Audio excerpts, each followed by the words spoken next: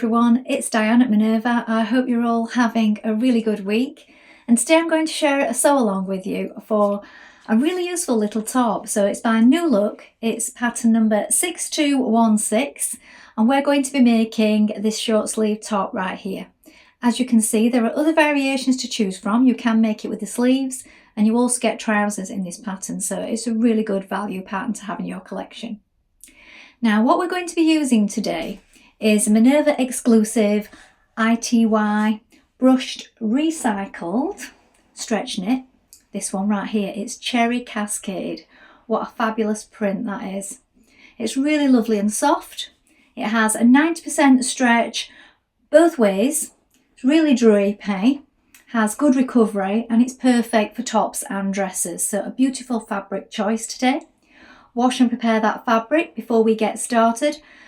And of course, check your sizing with the pattern.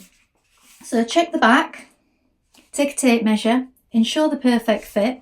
And when you've done that, we're ready to begin cutting our pattern pieces together. So let's go and do that now.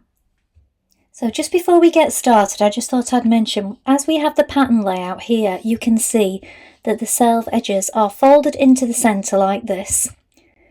And then we have a fold here and a fold here. So this gets the most out of your fabric. And you cut both pieces on the fold, look, the back and the front. So here we have our pieces for our t-shirt.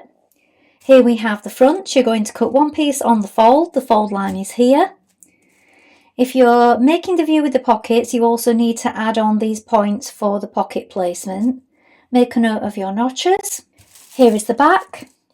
Again, you're going to cut one on the fold line is here. Make a note of your markings. Here is the neckband. So you're going to cut one piece. The straight grain is this way. We have ample stretch in this fabric, so we don't need to worry about that. We need to make sure we also mark these circles at each side and also the notches. Now we're ready to begin making our top. So this is a really easy top that we're making today, so it's perfect for a beginner. I would say that if you'd like to overlock your top together, if you're experienced and you're used to working with an overlocker or serger, you can do this. Do bear in mind the seam allowances are 1.5 centimetres, so you'll need to take that into account. I always like to make my top up first of all on my regular machine and then overlock or finish any edges after. I just find this is better for checking the fit, so you can try it on and then decide if the fit is perfect for you and then overlock after. So that's the way that I like to do it. Now, if you don't have an overlocker or serger, as they're commonly called, don't worry. This fabric is really good in that it doesn't fray, so you get a nice sort of flat, soft edge. If you'd like to leave it totally raw, that is fine, but you can also use a zigzag stitch to finish off your edges. So there's lots of ways that you can go about finishing the seams on this one. So it's an easy top. We're going to get started with the two pieces, the back and the front. Make sure that you wind your thread onto your machine spool first of all, and also check your machine needle. Now, as this is a stretch fabric, we're going to need to use a ballpoint or jersey needle. I'm using this jersey needle today. I've tested mine and I'm using a size 80, so do try it out on a piece of scrap before we begin. And when you've done that, we're ready to get started. Now, before removing your paper pattern pieces on each of your back and front, I always like to make a little notch just here, look. Centre front and centre back, and this just comes in useful when we are applying our neckband at a later stage, so you may wish to do that first of all. Make sure that all your markings are marked on clearly. This will help you line everything up, and this is especially important if you are a beginner. Sometimes when we're new to sewing, we can just add the sides or stitch the sides together and find that we've pulled on it a little, and that the bottom one piece ends up being longer than the other. So it's a good idea to pay special attention to these markings and make sure that everything is lying flat and even.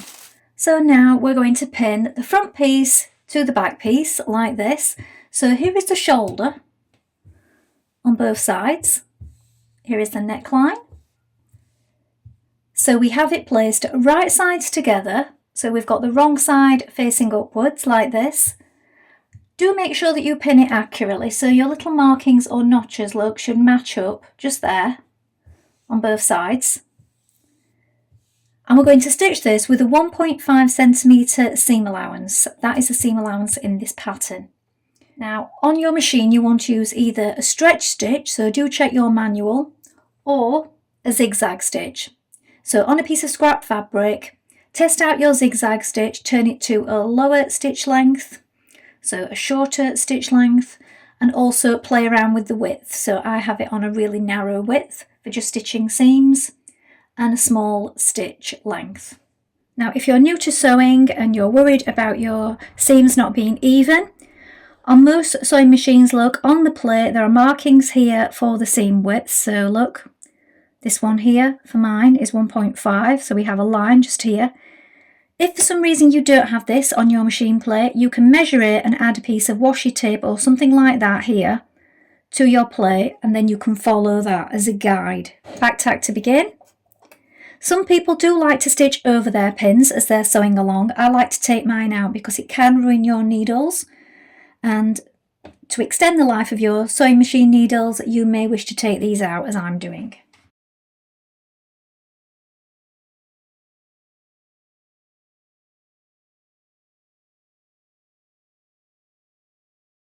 Back tack at the end.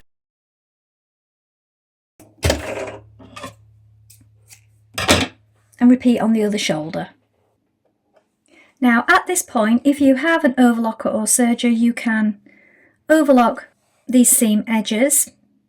As a beginner, you may not have an overlocker at this point.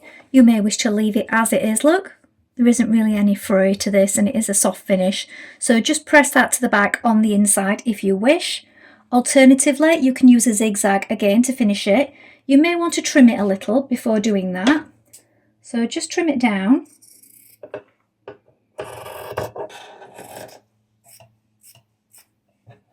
Just to reduce some of the bulk. Again, have a play around on some scrap before you try this finish. And then again, select a zigzag finish.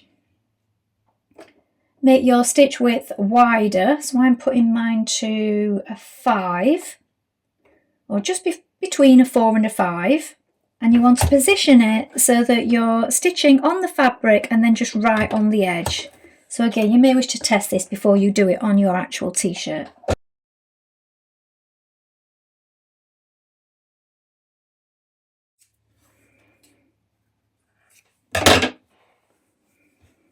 And that will give you this sort of finish on the inside.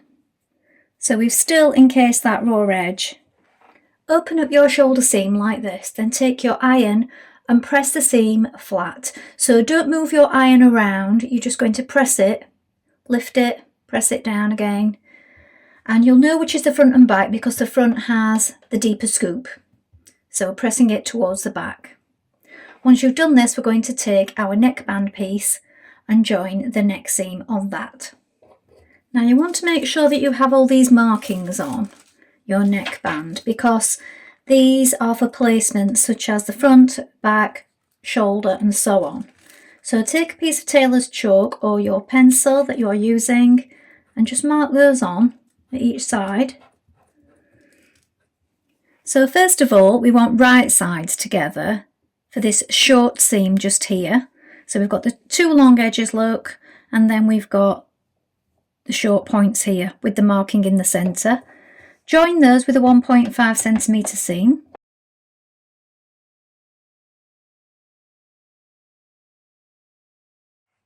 Open up that seam, and then with wrong sides together, you're going to fold it over like this. So wrong sides together at this point, and we're bringing that raw edge together. So you can either pin it all the way around or you can do some stay stitching to keep those raw edges together. Keep it even and make sure your markings are lining up still when you do this. Now we're going to pin that neckband to our neckline. So we're going to start at the back and we want to make sure that the seam where our band joins just here is at the back. So we want right side facing right side. This is the centre back. As you can see from before, this is where I made my little mark or notch. So if you haven't done that already, fold the back in half like this, bring your seam, shoulder seam together and make a little mark so you know where the centre back point is. Bring that seam join of your neckband to it, line it up and pin it in place. So that's your first point. And then here we have a little circle mark that we made. This is going to line up with the shoulder. So place a pin just there. Make sure it's in securely. So as you can see, look, we have more neck on our top than we do neckband. That's because we're going to be stretching on it in a moment. So go to the other side, find that other circle mark and line that up with your shoulder again. Now we're going to go to the front and we have the centre point mark here marked on your band. Make sure that it's still straight and even.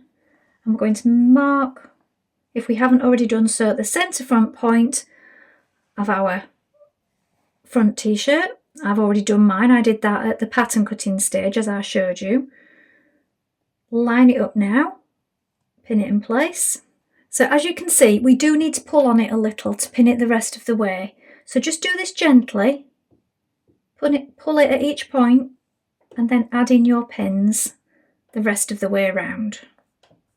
Keep going the whole way around. Take your time at this stage with the pinning. It'll make it so much easier when you stitch it to your top. Now we're going to stitch this seam in place at the neckline here with a 1 centimetre seam allowance. And we need to make sure we're stretching it as we go, again with either a stretch stitch or a zigzag stitch.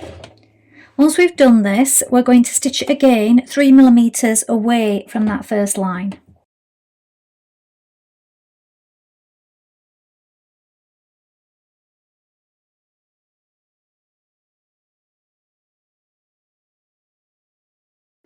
So just inside that first line of stitching, 3 millimeters away, we're going to stitch it again.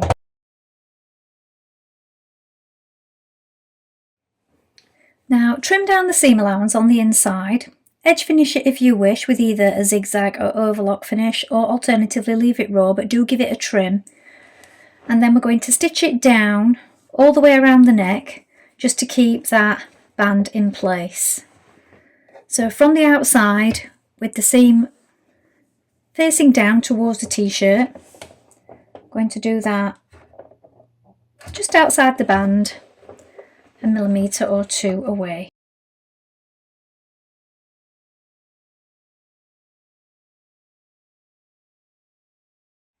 Now with right sides together, you're going to pin your side seam and underarm like this, making sure that you match the notches just here. We're going to sew down this seam with a 1.5 centimetre seam allowance, again with your zigzag or stretch stitch. Once you've done that, we're going to either give it a trim and finish it with a zigzag or an overlock finish.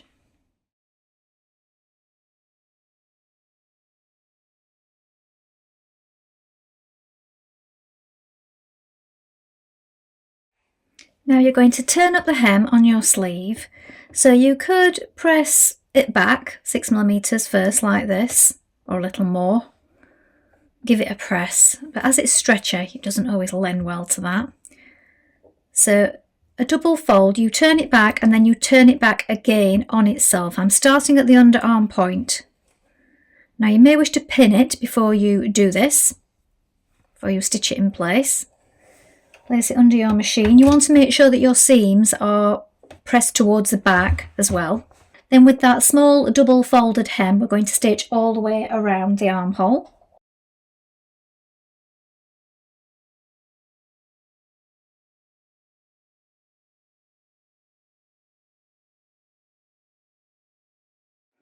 Now we're going to hem the bottom of our t-shirt. Again, press it up as best you can and then fold it.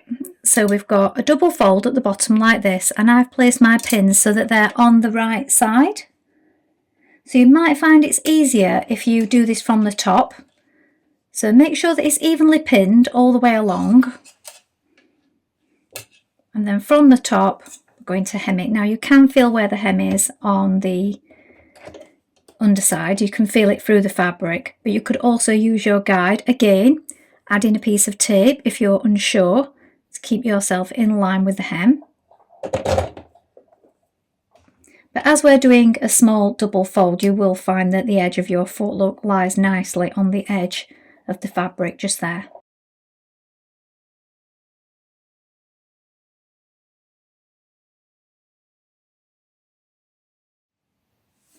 So here is the finished t-shirt. It has a really nice shape to it.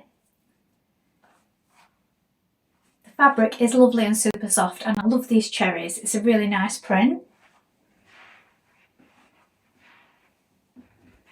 Come a little closer so you can see the neckline.